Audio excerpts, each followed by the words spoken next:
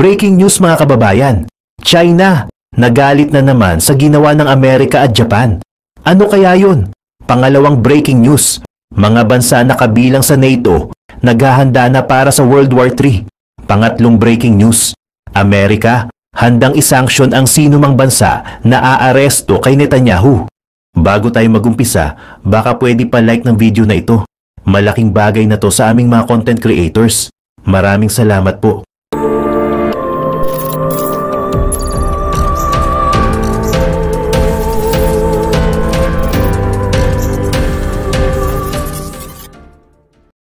Gawa ng tumataas na tensyon sa pagitan ng NATO at Russia, nagsagawa ng isang mega military drills ang NATO sa Europa.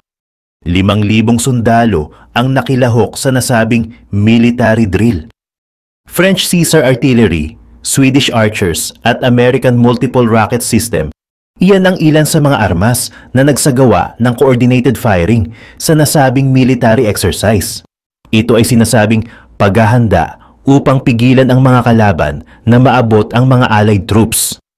Ayon sa isang sundalo na kabilang sa exercise, nang magsama-sama daw sila bilang isang NATO force, dapat daw ay masigurado nila na sila ay magtutulungan.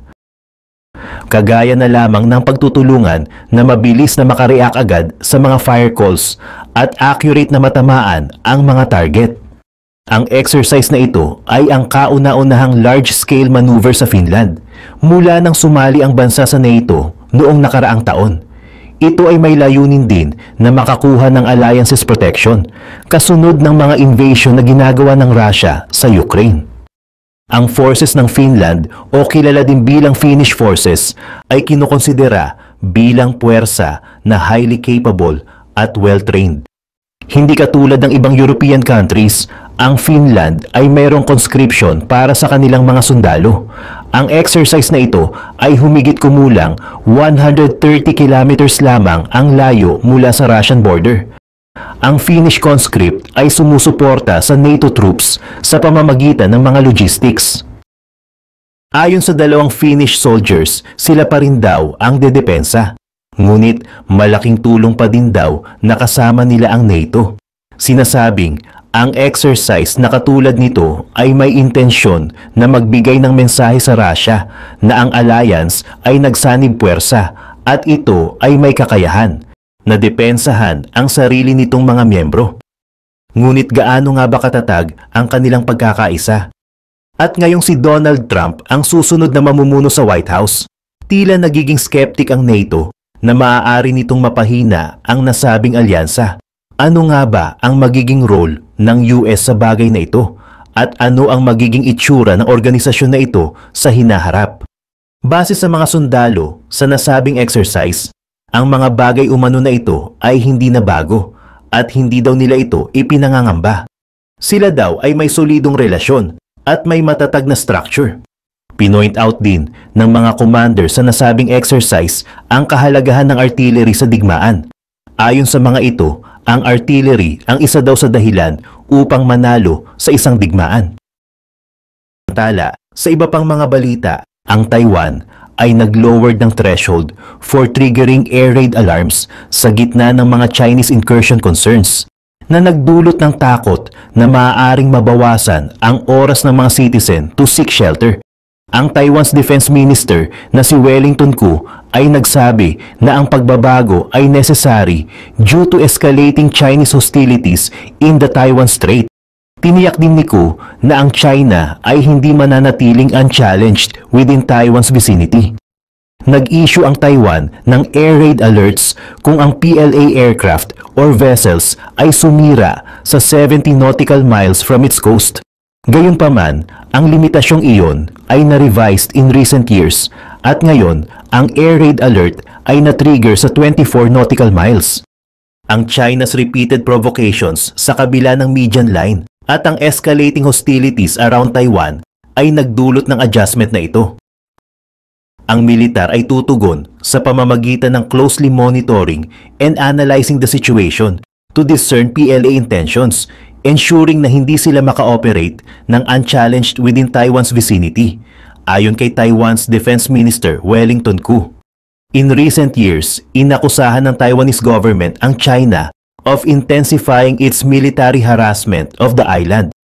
Ang Beijing ay nagpapalipad din ng mga balloons na kinatatakutan na gagamitin para sa surveillance malapit sa isla despite Taiwan's complaints. Sinabi ng mga Taiwanese military officials na ang desisyon ay inalign ng defense with PLA strategies aiming to avoid premature or unnecessary warnings. Sinabi ng China's military na nag-deploy ito ng forces to monitor a US Navy patrol in the Taiwan Strait na inakusahan ang US ng misleading the international community. Ang US military ships or aircraft ay tumatawid sa Taiwan Strait monthly na ikinagalit ng Beijing. Sinabi ng 7th Fleet ng US Navy na isang PA-8 Poseidon ang lumipad sa Taiwan Strait sa international na airspace. Sa pamamagitan ng pag-operate within the Taiwan Strait in accordance with international law, pinapanatili ng US ang navigational rights and freedoms of all nations, ayon sa 7th Fleet ng US Navy. Criniticize ng China's military ang flight as public hype. Idinagdag na sinubaybayan nito ang US aircraft throughout its transit at epektibong tumugon sa sitwasyon. Ang mga relevant remarks by the US ay nagdi-distort sa mga legal principles, confuse public opinion, and mislead international perceptions. Hinihimok namin ang US side na ihinto ang pag-distort at ang hyping up and jointly safeguard ng regional peace and stability ayon sa Eastern Theater Command. Sinabi ng Taiwan's Defense Ministry na ang P-8A ay lumipad patungong north through the strait with the military monitoring it and reporting normal conditions. Pinuna ng China ang mga plano ng US na mag-set up ng military bases and deploy missile units in Japan and the Philippines in the event of a Taiwan contingency. Magde-deploy din ang US Army ng mga long-range fire units of its multi-domain task force na idinisenyo upang gumana sa isang multi-domain environment. Kabilang dito ang air, land, water space, cyber, and information in the Philippines. Plano ng Tokyo at Washington na isama ang new deployments in their joint operation plan set for formulation next month. Ang susi sa pagpapanatili ng peace and stability in the Taiwan Strait ay ang adherence to the One China principle, giit ng Chinese Foreign Minister na si Mao Ning. Inakusahan naman ni Russian Foreign Minister Andrei Rudenko ang US na ginagamit ang Taiwan upang iprovoke ang isang Asian crisis, reiterating Moscow's support for China's stance. Nakikita natin na ang Washington, in violation of the One China principle na kinikilala nito, ay nagpapalakas ng mga military political contacts with Taipei sa ilalim ng slogan of maintaining the status quo and increasing arms supplies. Ang layunin ng naturang obvious US interference in the region's affairs ay upang iprovoke ang PRC at magdulot ng krisis sa Asia to suit its own selfish interests. Noong September, inaprubahan ni US President Joe Biden ang $567 million, US $763 million in military support for Taiwan. Idineklara ng China and Russia ang no-limit partnership noong February 2022, shortly before Putin's invasion of Ukraine, na nag-udyok sa Europe's deadliest land war since World War II. Ayon sa Israel, magpa-file daw sila ng appeal laban sa arrest warrant ng ICC para kay Prime Minister Benjamin Netanyahu at sa former defense minister nito. Hiniling din ng Tel Aviv sa top court na suspindihin ang mga warrant para kay Netanyahu at Gallant habang hinihintay ang resulta ng appeal. Sinabi naman ng isang senador ng US na mag-i-introduce siya ng isang batas sa Kongreso na magsasanksyon sa sinumang bansa na magtatangkang mag-enforce ng mga arrest warrants. Samantala, ang France naman ay nagsagawa ng isang announcement kung saan sinasabi nito na hindi nito maaaresto si Netanyahu dahil naniniwala ito na ang Israeli Prime Minister ay mayroong immunity sa ICC. Sinasabing ang statement na ito ng France ay lumilitaw na nagko-contradict sa nauna nitong pahayag noong bago pa lang na-issue ang nasabing arrest warrant, kung saan sinabi nito na susuportahan nila ang desisyon ng korte. Ang statement ng French Foreign Ministry tungkol sa immunity ni Netanyahu ay naganap ilang oras matapos ma-announce ang Lebanon truce. Iniulat na kinokondisyon ng Israel ang pakikilahok ng Pransya sa ceasefire deal sa Paris, kung saan inihayag naman sa publiko na hindi ito susunod sa warrant ng ICC. Kung hindi namin natanggap ang concession na ito mula sa French, hindi namin sila isasama sa agreement, pahayag ng isang hindi pinangalanang Israeli minister. Samantala, nauna nang sinabi ng Foreign Minister na si Jean-Noël Barrot na kinoconsider ng France na ang ilang leaders ay maaaring ma-enjoy ang immunity mula sa ICC prosecution. Noong tinanong naman ito tungkol sa pag-aresto ng France kay Netanyahu sa kanilang bansa, walang ibinigay na malinaw na sagot si Barrot. Sinabi rin niya na ang batas ng korte ang sasagot sa mga katanungan tungkol sa immunity ng ilang leaders. Dinagdag pa niya na ang desisyon ay nasa judicial authorities na. Ang ICC nitong mga nakaraan ay nag-issue ng warrant para kay Netanyahu, sa former defense minister na si Yoav Gallant at sa Hamas military chief na si Mohammed Deif. Ang EU Foreign Policy Chief na si Joseph Borrell ay nagpahayag na ang ICC arrest warrant ay isang binding o legal obligation na dapat ma-enforced. Ang stance ng France tungkol sa potential immunity kay Netanyahu ay humakot ng ilang reaksyon sa loob at labas ng bansa. Ayon sa Amnesty International, ang stance umano ng France ay sinasabing isang magulong bagay, kung saan kinokontra nito ang sarili nilang obligasyon bilang isang ICC member. Ayon naman sa French Green Party leader na si Marine Tondelier, nakakahiya umano ang stance na ito ng France at lumilitaw umano na ito ay nagmula sa isang kasunduan sa pagitan ng mga French at Israeli leaders. Pumunta naman tayo sa ibang dako ng balita. Ang China ay gumagawa ng isang pangmatagalang plano upang maging dominanteng kapangyarihan sa mundo. Ngunit anong landas ang kanilang pipiliin? Sa nakalipas na ilang dekada, nakaranas ang China ng napakalaking pagtaas sa parehong ekonomiya nito at pandaigdigang pagkilala. Ang Asian Great Power ay may modern nuclear arsenal, isang fast-growing military na maaaring magkontrol sa hangin, lupa at dagat ng rehiyon, at isang ekonomiya na gumagawa ng inroads sa buong mundo. Sila ay gumagamit ng kombinasyon ng puwersang militar at diplomasya upang mapalawak ang kanilang impluensya sa buong mundo at hindi natatakot na hamunin ang mga makapangyarihan. Nagpapadala na ngayon ang China ng napakalaking spy balloon sa lupa ng Estados Unidos sa isang kontrobersyal na insidente, ngunit malayo pang marating nito ang tuktok. Bagamat lumago ng husto ang China sa mga nakaraang taon, maraming tao ang nagsasabing maaaring ang mga pinakamasasaya at pinakamatagumpay nilang mga araw ay nakalipas na. Nahaharap sila sa isang mabilis na tumatandang populasyong hindi kailangan ng mga tao na palitan sila. Ito ay dahil sa dating one-child policy ng bansa. Ang bansa ay lubharing naapektuhan ng COVID-19 pandemic. Una, ito ay dahil sa pinalawig na mahigpit na lockdown at pagkatapos ay dahil sa pagtaas ng virus noong huling bahagi ng 2022 hanggang 2023. Ito ay nagkaroon ng epekto sa ekonomiya, tulad din ng mga authoritarian policies ni Xi Jinping na nagdulot ng pagdadalawang isip sa ibang mga bansa na mamuhunan sa kanila. Hindi na madadala ng Disney ang lahat ng kanilang mga pelikula sa bansa.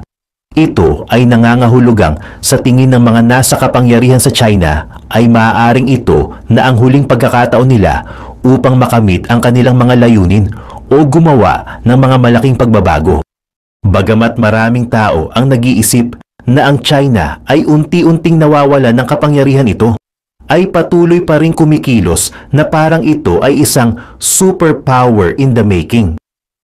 Sinisikap nitong maging isa sa pinakamakapangyarihang bansa sa mundo, sa halip na mailalarawan bilang dominating power lamang sa Asia at pangalawa sa mundo, kasunod ng Estados Unidos. Tila pinalalakas nito ang pagsisikap na magkaroon ng mas malaking impluensya sa buong mundo. Kasama rito ang malakihang pagtaas ng programa ng kanyang hukbong dagat at mas pinalakas pang agresyon sa South China Sea laban sa Taiwan na tila mas naiimpluwensyahan ng mga makapangyarihang semiconductor manufacturing factories ng Taiwan. Ang mga maliliit na device na ito ay mahalaga para sa pagpapatakbo ng karamihan sa mga modernong kagamitan na nangangahulugang maaaring putulin ng Taiwan ang supply sa China, at kung makontrol ng China ang Taiwan, maaari na nitong putulin ang Estados Unidos. Hindi pa tiyak kung plano ba talaga ng China na salakayin ng Taiwan o ginagamit lamang nito na pagbabanta upang hikayatin ang mga pandaigdigang desisyon sa kanilang pabor. Pero malinaw ay malayo pa ang China sa paggawa ng malalaking hakbang. Gayunpaman, walang nakakaalam kung anong ruta ang kanilang tatahakin para makamit ito. Ang unang ruta ay ang manatili malapit sa sariling teritoryo, at maaaring ito ang pinakamadali para sa China na makamit ang status na superpower. Sa ngayon, ang greatest strength ng China ay bilang isang regional power. Ito ang nangingibabaw na kapangyarihan sa Silangang Asya, na may hukbong dagat na maaaring makipagsabayan sa mga kakumpetensya tulad ng Taiwan at Japan. Sa kalupaan, ang army ng China ay maaari ring makipagsabayan sa kapwa nuclear power at kalabang India. Ngunit kung pipiliin ng China ang landas na ito, ang pangunahing layunin nito ay ang pagtatatag ng regional hegemony at ganap na pagdomina sa Asya. Nangangahulugan ba ito na malapit nang mag-umpisa ang digmaan? Hindi kinakailangan. Habang ang Soviet Union ay nagtatanghal sa sarili bilang regional power ng Europa at isang superpower kasama ng Estados Unidos, nakuha nito ang pagkilala sa pamamagitan ng madalas na pisikal na pagsakop sa mga bansa upang mapanatili ang kanyang impluensya. Napakalakas ng bansang ito kaya walang nangahas na sumalungat at patuloy itong lumago. Maliwanag na ito ay isang strategy na umaasa sa ganap na kapangyarihan, kaya't bumabagsak ito kapag ang kapangyarihan ay nagsimula ng humina. Kung susubukan ng China na pamunuan ang rehiyon gamit lamang ang lakas ng militar, haharap ito sa maraming hamon marahil ay may suporta ng Estados Unidos sa mga kalaban nito. Ngunit hindi ang militar na pagsakop ang tanging paraan upang ipakita ang lakas. Sa ngayon, ang karamihan sa agresyon ng China sa rehiyon ay nakatuon sa Taiwan dahil madalas nitong binabantaan ang maliit na bansa. Nagsasagawa ng mga military exercises sa paligid ng kanyang baybayin at nag-i-intimidate sa mga foreign leaders na bumibisita sa isla o kumikilala dito bilang isang bansa.